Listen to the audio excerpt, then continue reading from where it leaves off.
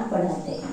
तुम्हारे पास है ज्ञान रत्न, इन्हीं रत्नों का धंधा तुम्हें करना है। तुम यहाँ ज्ञान सीखते हो, भक्ति नहीं। प्रश्न है, मनुष्य ड्रामा की किस वंडरफुल नोंद को भगवान की लीला समझ उसकी बढ़ाई करते हैं? उत्तर है, जो जिसमें भावना रखते उन्हें उसका साक्षात्कार हो जाता है। तो समझते हैं यह भगवान ने साक्षात्कार कराया, लेकिन होता तो सब ड्रामा अनुसार है। एक ओर भगवान की बड़ाई करते, दूसरी ओर सर्वव्यापी ग्लानि कर देते हैं। ओम शांति। ओम शांति। भगवान वाच, बच्चों को यह तो समझाया हुआ है कि मनुष्य को व देवता को भगवान नहीं कहा जाता। गाते भी हैं ब्रह्म देवताय नमः, विष्णु देवताय नमः, शंकर देवताय नमः। फिर कहा जाता है शिव परमात्माय नमः। यह भी तुम जानते हो, शिव को अपना शरीर नहीं है। मूल वतन में शिव बाबा और शालिग्राम रहते हैं। तो हम ये जो महावाक्य सुनते हैं ये स्वयं भगवान द्वारा उच्चारे गए महावाक्य है। तो बाबा ने हम सभी आत्माओं को समझाया हुआ है कि मनुष्य को या देवताओं को भगवान नहीं कहा जाता। दुनिया वाले कहते भी है कि ब्रह्म देवताय नमः, विष्णु देवताय नमः, शंकर देवताय नमः। उनका जो नाम है उनके आगे वो नमः कहते हैं, देवताय नमः लगाते हैं।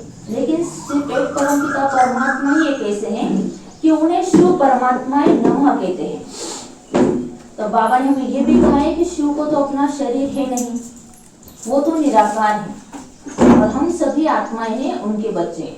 तो मूल वतन में परम धाम में परमपिता परमात्मा शिव बाबा और उनके साथ हम बच्चे शालिग्राम रूप में रहते हैं। बच्चे जानते हैं कि अभी हम आत्माओं को बाप पढ़ा रहे हैं और जो भी सत्संग है वास्तव में वह कोई सत का संग है नहीं। बाप कहते हैं वह तो माया का संग है। तो अभी हम जानते हैं कि हम आत्माओं को बाबा पढ़ा रहे हैं और दुनिया में जो सत्संग चलता है वो मनुष्य को बताते हैं। मतलब जो भी सत्संग करने वाले जो भी साधु संत होते हैं तो उनके श्रेष्ठ विचार होते हैं, वो पवित्र होते हैं, लेकिन वो एक देहधारी, एक देह को समझकर दूसरे देह को वो ज्ञान देते हैं। लेकिन बाबा हमें, वो भी स्वयं निराकार है और हमारी भी असली पहचान कि हम भी आत्मा है, तो हमें भी अपने आत्मिक स्वरूप में रहकर ये ज्ञान सबको देना है। यही बाबा हमें बताते हैं। वह ऐसे कोई नहीं समझेंगे कि हमको भगवान पढ़ाते हैं।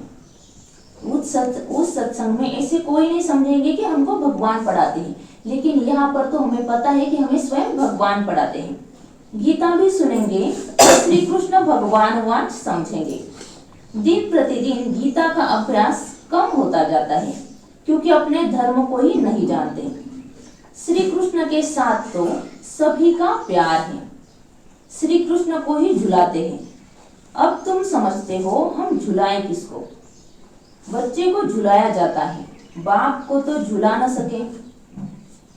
तो श्री कृष्ण के साथ तो सभी का प्यार है। श्री कृष्ण की लीलाएं हम सुनते हैं कथाओं में, तो सभी को उन पर प्यार आता है। तो बाबा कहते हैं कि उन्हें तुम झूले में, उनके जब जन्मदिन मनाते हैं तो उन्हें तुम झूले में झुलाते हो। तो बाबा पूछते हैं कि तुम किसको झुलाएंगे? क्योंकि एक बच्चे को तो माँ बाप अपने बच्चे को झुला सकते हैं, लेकिन क्या बच्चे अपने पिता को कभी झुलाते हैं? तो बाबा पूछते हैं तुम शिव बाबा को झुलाएंगे? वह बालक तो बनते नहीं, पुनर्जन्म में आते नहीं, वह तो बिंदु है, उनको क्या झुलाएंगे? तो शिव बाबा तो बालक तो वो बनते नहीं, ना ही वो पुनर्जन्म में वो आते हैं, वो तो बिंदु है, तो उनको तो हम झुला नहीं सकते। श्री कृष्ण का बहुतों को साक्षात्कार होता है। श्री कृष्ण के मुख में तो सारे विश्व है, क्योंकि विश्व का मालिक बनते हैं। तो विश्व रूपी माखन है, वो जो आपस में लड़ते हैं वह भी सृष्टि रूपी माखन के लिए लड़ते हैं, समझते हैं हम जीत पाले।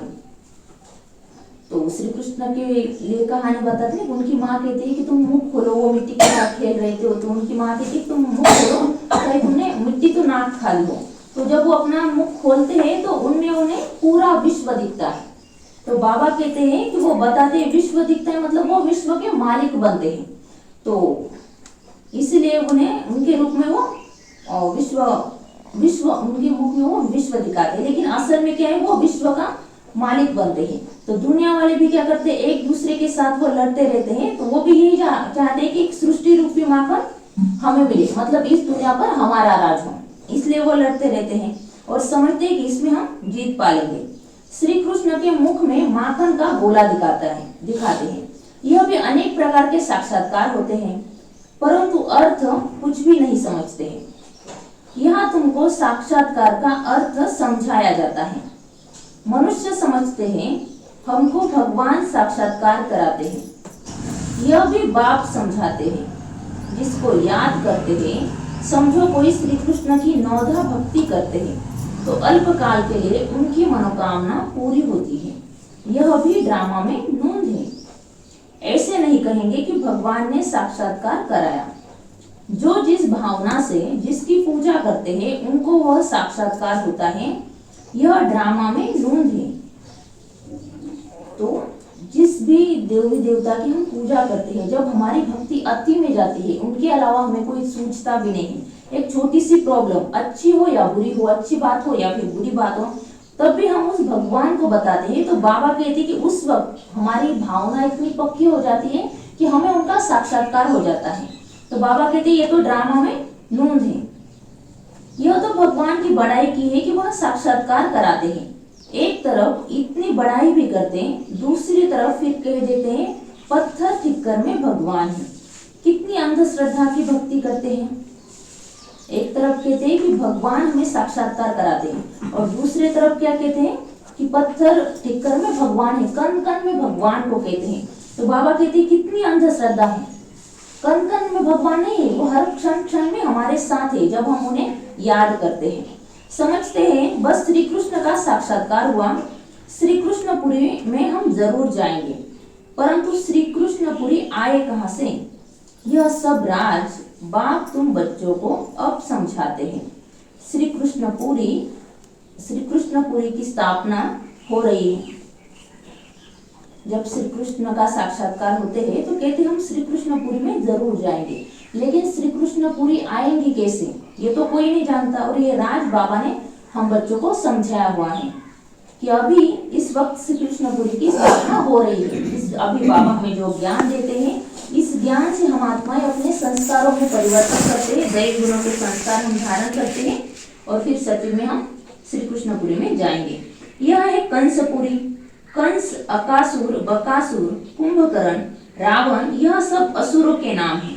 शास्त्रों में क्या क्या बैठ लिखा है।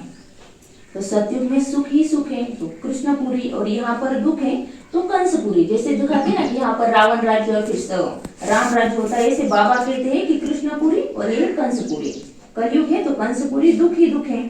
तो यहाँ पर नाम भी कैसे दिखाते हैं, कंस, अकासुर, बकासुर, कुंभकर्ण, रावण, जो मतलब इनके असुर के ये नाम है जो हमें दुख देते हैं, और ये 5 विकार है जो हमें दुख देते हैं। तो शास्त्रों में तो क्या क्या लिखा हुआ है। यह भी समझाना है कि गुरु 2 प्रकार के हैं। एक है भक्ति मार्ग के गुरु, वह भक्ति ही सिखलाते हैं। यह बाप तो है ज्ञान का सागर, इनको सतगुरु कहा जाता है। तो गुरु भी 2 प्रकार के होते हैं। एक है भक्ति मार्ग के गुरु, जिनके द्वारा हम भक्ति सीखते हैं। वो कहते हैं कि हम तुम्हें भगवान के साथ मिलाएंगे और भक्ति के साथ वो हमें पूजा पाठ किस तरह से करना है वो हमें वो सिखाते हैं। और दूसरे ये परमपिता परमात्मा जो स्वयं ज्ञान का सागर है और हम सभी मनुष्य आत्माओं की सदगति करने के लिए वो आए हुए हैं, उन्हें सतगुरु कहा जाता है। यह कभी भक्ति नहीं सिखलाते, ज्ञान ही सिखलाते हैं। तो बाबा हमें अंधश्रद्धा वाली भक्ति नहीं सिखलाते हैं, ज्ञान सिखलाते हैं। प्रैक्टिकल में जो है जैसा है वैसा हमें वो समझाते हैं। मनुष्य तो भक्ति में कितना खुश होते हैं, झांझ बजाते हैं। बनारस में तुम देखेंगे सब देवताओं के मंदिर बना दिए हैं। यह सब है भक्ति मार्ग की दुकानदारी, भक्ति का धंधा। तुम बच्चों का धंधा है ज्ञान रत्नों का, इनको भी व्यापार कहा जाता है। बाप भी रत्नों का व्यापारी है। तो बाबा कहते हैं कि बनारस में जब तुम देखेंगे तो सभी देवताओं के मंदिर बना दिए हैं। सुबह से उठते हैं हर एक देवता, सभी देवताओं के वो दर्शन करते हैं कि कुछ तो हमारे साथ अच्छा होगा, देव मंदिर भी हमारा प्रसन्न रहेगा। तो बाबा कहते हैं भक्ति मार्ग में भी वो सभी करते हैं, तो वो भक्ति का धंधा हुआ।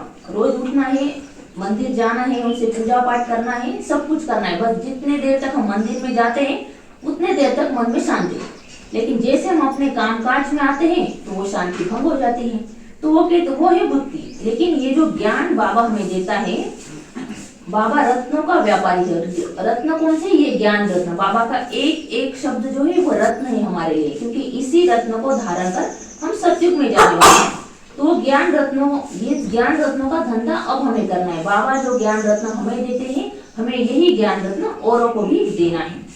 तो तुम समझते हो यह रत्न कौन से हैं? इन बातों को समझेंगे वही जिन्होंने कल्प पहले समझा है, दूसरे समझेंगे ही नहीं। तो बाबा कहते हैं कि इन रत्नों को कौन समझेंगे?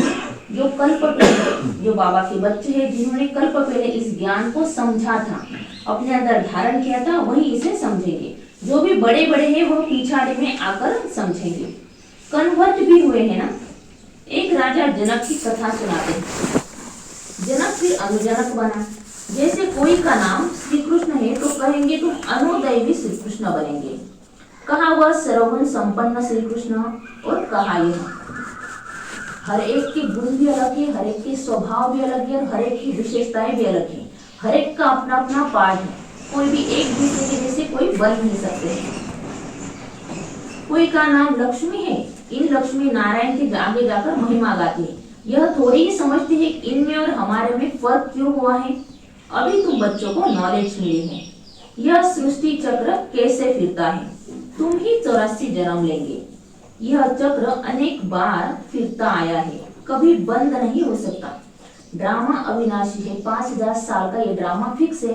5000 साल होने के बाद ये ड्रामा फिर से रिपीट होता है। और अब बाबा ने हमें ज्ञान दिया है कि हम ही आत्माओं के 84 जन्म हुए हैं। ज्यादा से ज्यादा 84 और कम से कम 1 जन्म। तो हम ही पहले सतयुग में थी और हम ही अभी कलयुग में इस दुनिया में आए हुए हैं। तुम इस नाटक के अंदर एक्टर्स हो। मनुष्य इतना जरूर समझते हैं कि हम इस नाटक में पार्ट बजाने आए हैं, बाकी ड्रामा के आदि मध्य अंत को नहीं जानते।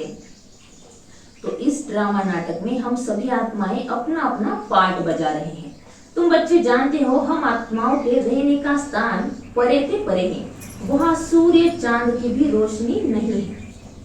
तो अभी बाबा ने हमें ज्ञान दिया हुआ है, असली ज्ञान की हम आत्माएं कहाँ से आई हुई है, कहाँ पर हम आत्माएं रहती थी।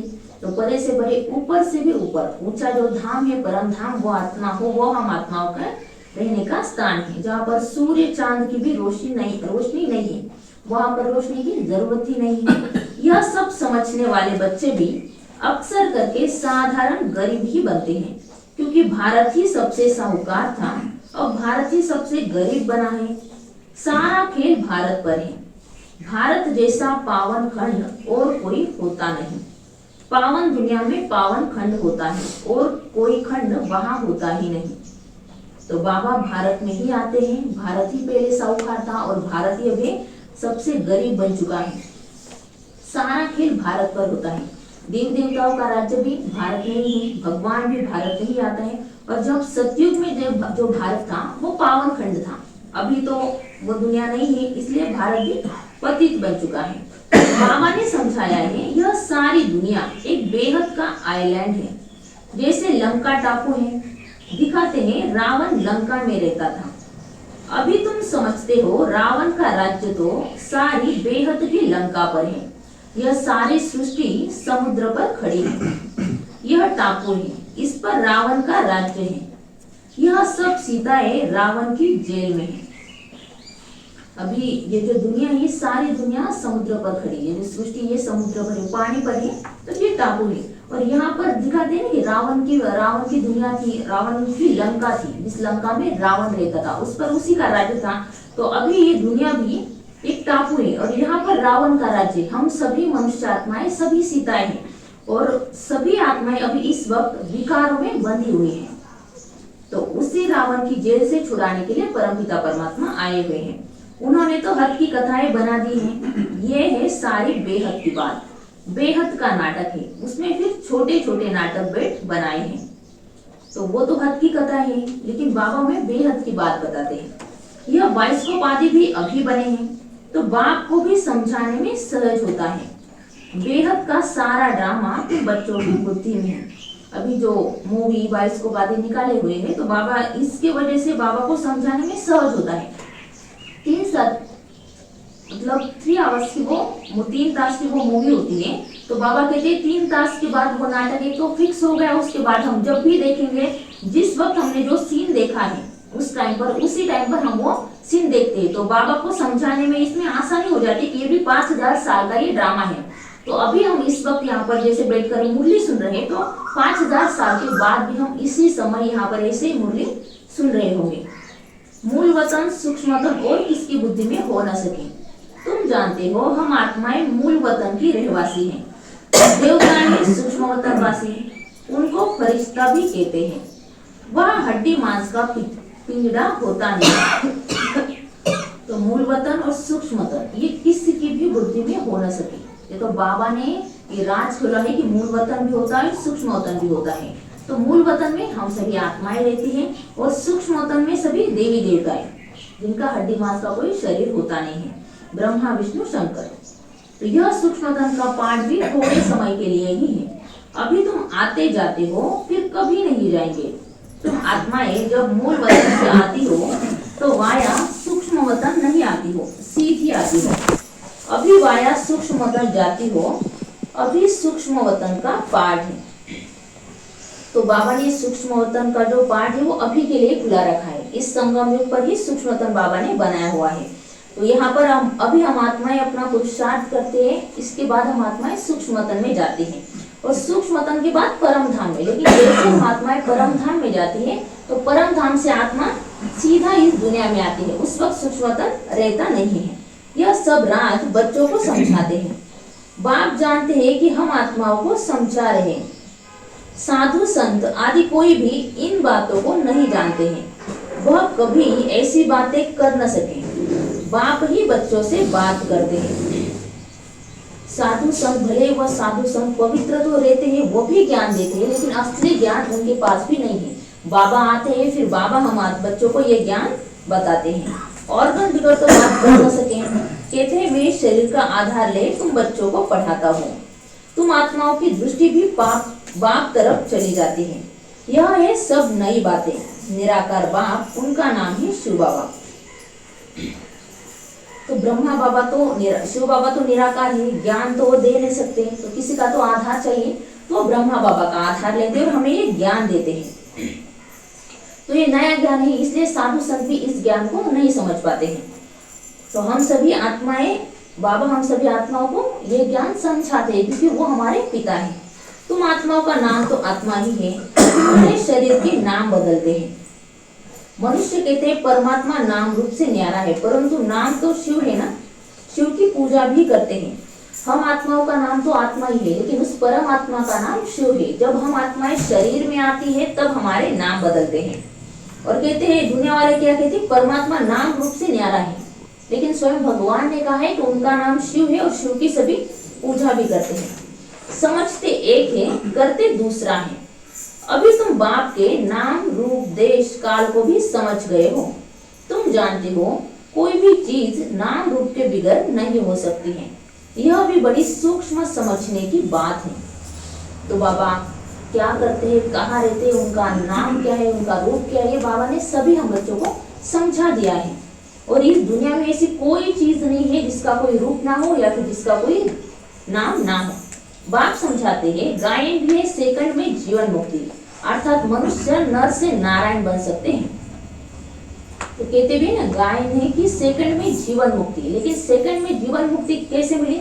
जब हम आत्माएं मनुष्य नर से नारायण बन सकते हैं, लेकिन कैसे बनेंगे? जब हम इस ज्ञान को अच्छी रीति से धारण करेंगे, आत्मिक स्थिति हमारी बहुत पक्की हो जाएगी, तो अंत में भी हमें भगवान के अलावा कोई याद नहीं आएगा। जबकि बाप हेवनली गॉडफादर हैं, हम उनके बच्चे बने हैं, तो भी स्वर्ग के मालिक ठहरे, परंतु यह भी समझते नहीं है। बाप कहते हैं बच्चे तुम्हारी एम ऑब्जेक्ट ही यह है, नर से नारायण बनना। राजयोग है ना, तो बाबा हमें राजयोग के आधार से ही बाबा हमें नर से नारायण बनाते हैं। राजयोग माना हमें अपना कनेक्शन परमपिता परमात्मा के साथ लगाना है। हम जहाँ भी बैठे हुए हम बाबा के साथ योग लगा सकते हैं। योग माना याद, हमें उनकी याद में रहना है। बहुतों को चतुर्भुज का साक्षात्कार होता है, इससे सिद्ध है विष्णुपुरी के हम मालिक बनने वाले हैं। तुमको मालूम है स्वर्ग में भी लक्ष्मी नारायण के तख्त के पिछाड़ी विष्णु का चित्र रखते हैं। अर्थात विष्णुपुरी में इन्हों का राज्य है। यह लक्ष्मी नारायण विष्णुपुरी के मालिक है। वह है श्री कृष्णपुरी, यह है कंसपुरी। ड्रामानुसार यह भी नाम रखे हुए हैं। तो शुरू में तो बहुत थे जिन्हें विष्णु चतुर्भुज का साक्षात्कार होता था। तो इससे तो ये सिद्ध है कि विष्णुपुरी के वो मालिक तो बनने ही वाले हैं। तो बाबा कहते हैं कि तुमको मालूम है स्वर्ग में भी लक्ष्मी नारायण के तख्त के पीछे विष्णु का चित्र रखते हैं। तो शुरू में जब दादियाँ जब ट्रांस में जाती थी, सब में जब वो जाती थी तब उन्हें सब कुछ दिखता था, तो वो आकर सभी यहाँ पर बताती थी। तो वही बाबा कहते हैं कि वहां पर तुम्हारे लक्ष्मी नारायण जहाँ पर बैठते हैं तो उनके पीछे विष्णु का एक संयुक्त चित्र होता था, लक्ष्मी नारायण का संयुक्त चित्र। वह है श्री कृष्णपुरी, यह है कंसपुरी। ड्रामा अनुसार नाम रखे हुए हैं। श्री कृष्णपुरी में सुख है और अभी कंसपुरी यहाँ पर तो दुख है, इसलिए कंसपुरी नाम रखा हुआ है। बाप समझाते हैं मेरा रूप बहुत सूक्ष्म है, कोई भी जान नहीं सकते। कहते हैं कि आत्मा एक स्टार है, परंतु फिर लिंग बना देते हैं, नहीं तो पूजा कैसे हो। रुद्र यज्ञ रचते हैं तो अंगूठे मिसल शालिग्राम बनाते हैं, दूसरी तरफ उनको अजब सितारा कहते हैं। आत्मा को देखने की बहुत कोशिश करते हैं, परंतु कोई भी देख नहीं सकते।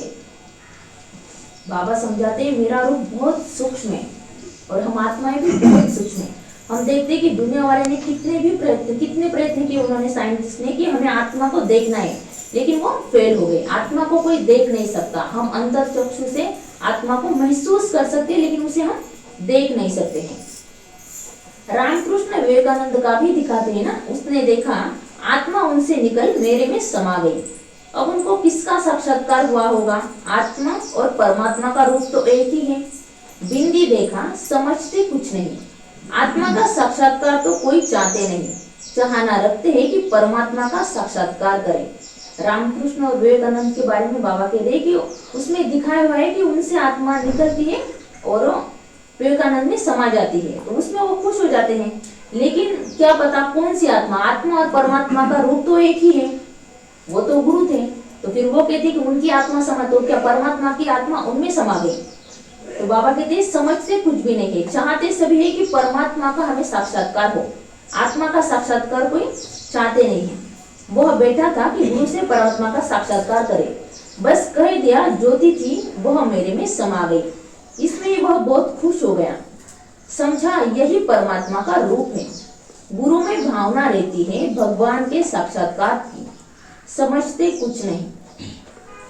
तो हर एक शिष्य की अपने गुरु में बहुत भावना रहती है। हर एक शिष्य कहता है कि मतलब वो मानता है कि अगर मुझे भगवान का साक्षात्कार होगा तो वो मेरे गुरु के द्वारा ही होगा, बाकी असली ज्ञान तो उन्हें है नहीं, ना ही वो इस ज्ञान को समझते हैं। भला भक्ति मार्ग में समझाए को अब बाप बैठ समझाते हैं। जिस जिस रूप में जैसी भावना रखते हैं, जो शक्ल देखते हैं, वह साक्षात्कार हो जाता है। जैसे गणेश की बहुत पूजा करते हैं तो उनका चैतन्य रूप में साक्षात्कार हो जाता है, नहीं तो उनको निश्चय कैसे हो?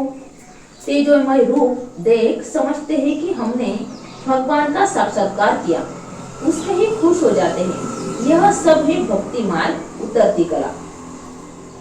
तो बाबा कहते हैं कि जिस रूप में जैसे तुम भावना रखते हो, जिस भगवान के बारे में जिसे तुम पूछते हो, तो उनका तुम्हें साक्षात्कार होता है। वो तो ड्रामा अनुसार होना ही होता है। तुम्हारी भक्ति भी बहुत ज्यादा होती है तो साक्षात्कार भी होता है।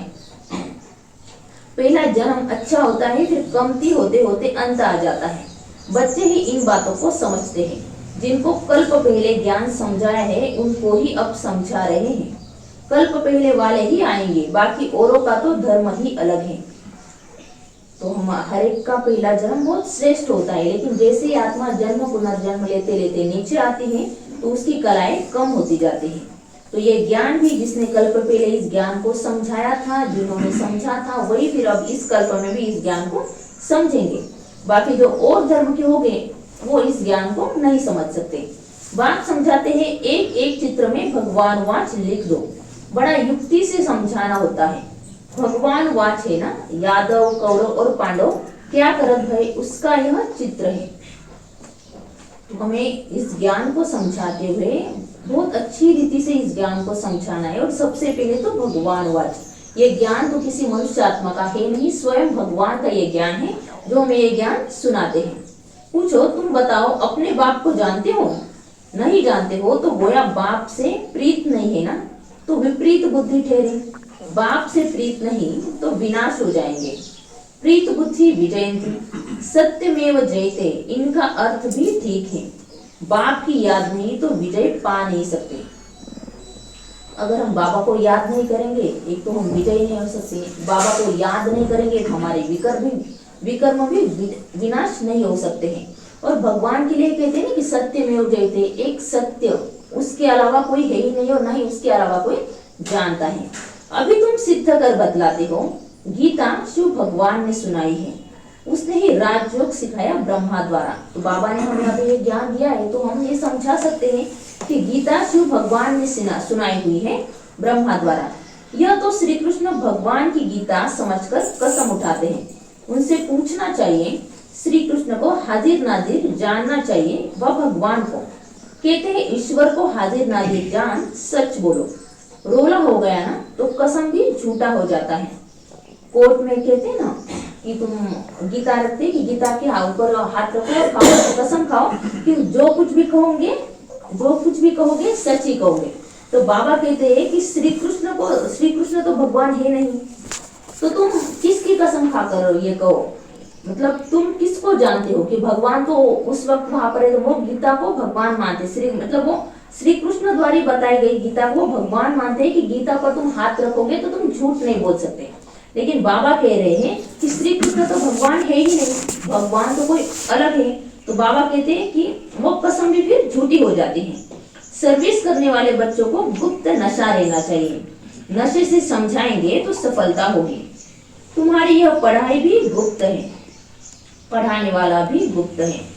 तो हमें जो ज्ञान पढ़ाते हैं बाबा वो भी गुप्त है, ना ही वो दिखती है, और ये जो पढ़ाई ये भी गुप्त है, क्योंकि इसका से हमारे अंदर सिर्फ इसका बदलाव नजर आता है।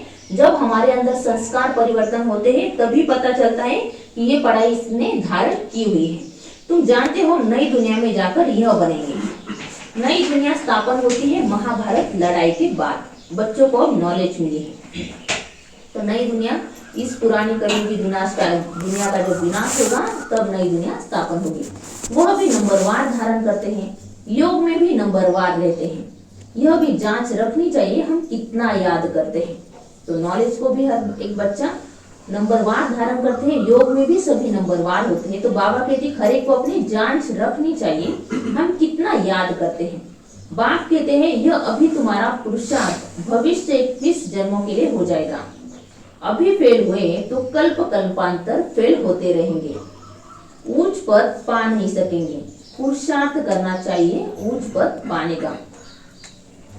तो अभी हम जो पुरुषार्थ करते हैं तो 21 जन्मों के लिए हमें इसका भाग्य मिलेगा। तो बाबा कहते हैं अभी अगर तुम फेल हो गए तो कल्प कल्पांतर हम फेल हो जाएंगे, हम उच्च पद नहीं पा सकेंगे।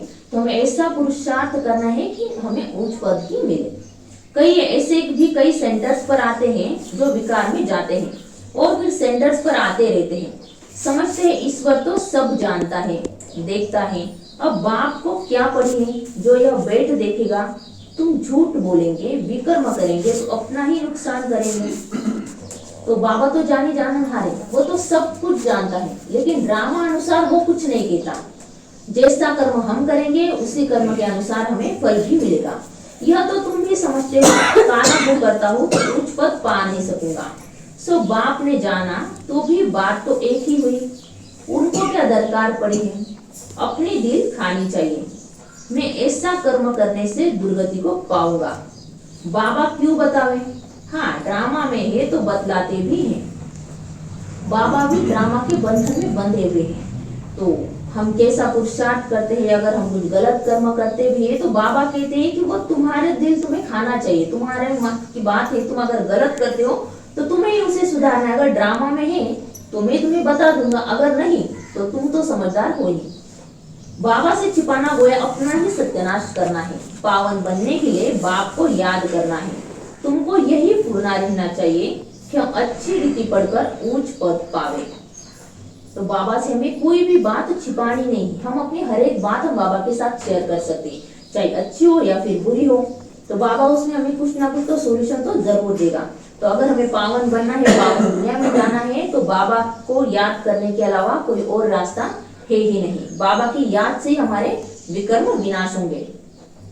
कोई मरा हुआ जिया उनका फूरना नहीं, फूरना फिक्र रखना है कि बाप से वर्षा लेवे तो किसको भी थोड़े में समझाना है।